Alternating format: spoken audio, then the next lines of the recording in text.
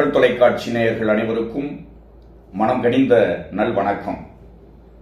தமிழ் சொல்லும் காவியம் என்ற தன்னிகரில்லாத காவியத்தை மண் பயனுற வேண்டும் என்ற கொள்கை முழக்கத்தோடு தமிழ் கூறும் நல்லுலகிலே என்றும் அழியாத தமிழ் பணி செய்து கொண்டிருக்கிற மக்கள் தொலைக்காட்சியின் வாயிலாக நாம் பார்ப்பதை மிகுந்த பெருமையாக கருதுகின்றோம்.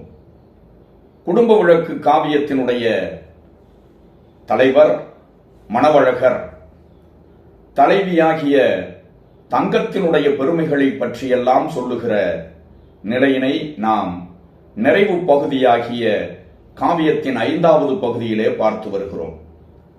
தங்கம் இல்லறத்தினுடைய ஆணிவேராகிய அந்த பண்புகளை எல்லாம் நிறைவேற்றிய காரணத்தினால்தான் குடும்பம் இல்லறம் அறமாக மாறியது என்பதனை மணவழகர் வாயிலாக நேற்றைய தினம் கண்டு மகிழ்ந்தோம். மணவழகர் தங்கத்தினுடைய வாழ்க்கை ஒரு குன்றின் மேலிட்ட விளக்கை போல உயர்ந்த வாழ்க்கையாக பரிமளித்தது.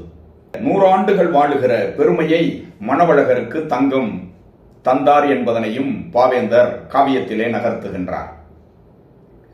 ஒரு நாள் அதிகாலையிலே எழுந்த தங்கம் கேட்கின்றார், இன்றைக்கு உங்களுக்கு 105 வயது ஆகிறது.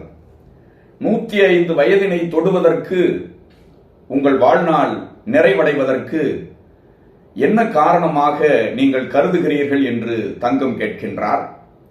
மணவழகர் சொல்லுகின்றார், அதற்கு பல காரணங்கள் இருந்தாலும் உடல் ஆரோக்கியம், மனத்திற்பம், மனநுட்பம், மன தூய்மை, மன அமைதி, கடும் உழைப்பு இவையெல்லாம் ஒரு பக்கத்தில் காரணமாக இருந்தாலும் நீ எனக்கு இல்லத் துணைவியாக அமைந்ததுதான் நான் 100 ஆண்டை தாண்டி 105 ஆண்டுகள் தொடுவதற்கு காரணமாக அமைந்தது என்பதனை தெளிவுபடுத்துகின்றார்.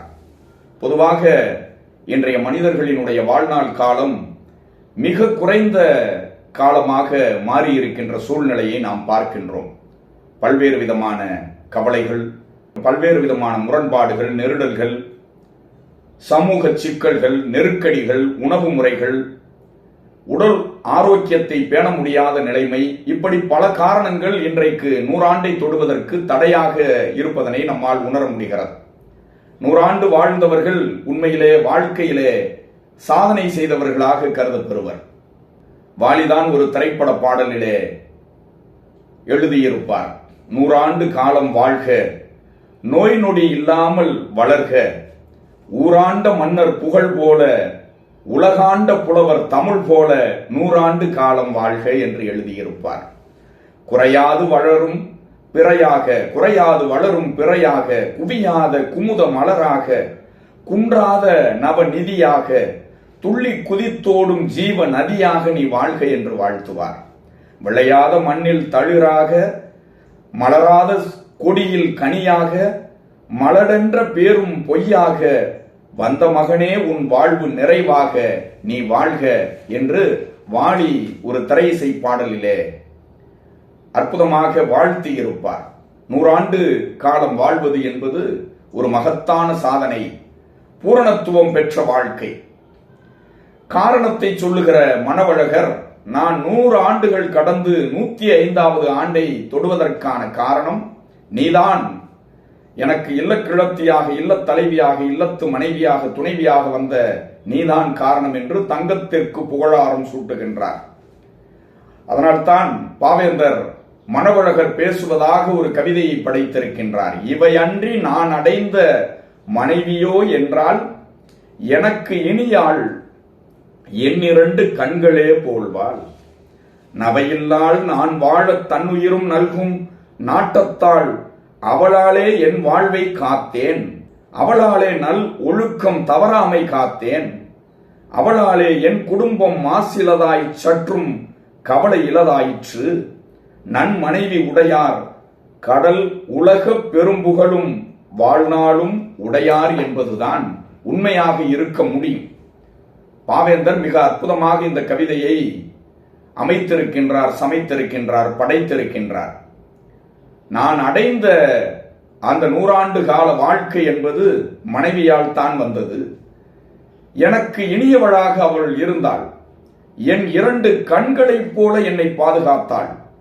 நவை இல்லாள், சுயநலம் இல்லாதவள், குற்றம் இல்லாதவள், அப்பழுக்கு இல்லாதவள், நான் வாழ தன்னுயிரையும் நல்கக்கூடிய ஒரு பெருங்கருணை பேராற்றல் நிறைந்தவளாக அவள் இருந்தாள். நாட்டமுடையவளாக இருந்தாள். என் மீது பிரியமுடையவளாக இருந்தாள். அவளாலே என் வாழ்வு காக்கப்பட்டது. அவளால் தான் நல் ஒழுக்கம் பூணப்பட்டது. அவளால் தான் என் குடும்பம் மாசு இலதாய் இருந்தது. குற்றமற்ற ஒரு குடும்பமாக மலர்ந்தது. கவலை இல்லாமல் வாழ முடிந்தது. நன்மனைவி உடையவர்கள் எல்லோருக்கும் இந்த வாழ்க்கை வாய்க்கப் பெறும். கடல் போன்ற இவ்வுலகத்திலே நாம் நிலைத்திருக்க வேண்டும் என்று சொன்னால் மனைவி அன்புள்ளவளாக, பண்புள்ளவளாக, குணவதியாக இருக்கிற பொழுதுதான் வாழ்நாள் அதிகம் வாழ முடியும், மன மகிழ்ச்சியோடு வாழ முடியும். அந்த வாழ்க்கையைத்தான் நான் வாழ்ந்து சிறந்தேன் என்று சொல்லுவதாக மணவழகர் தங்கத்தை புகழ்ந்து பேசிய பாங்கினை பாவேந்தர் மிக அற்புதமாக படைத்திருக்கின்றார். மேலும் இந்த முதியோர் காதலிலே பாவேந்தர் தங்கத்தினுடைய பெருமைகளை எல்லாம் எப்படி மணவழகரை பேச வைக்கின்றார் என்பதனை தொடர்ந்து நாளை சிந்திப்போமா, சந்திப்போமா. நன்றி, வணக்கம். முனைவர் பாகை கண்ணதாசன்.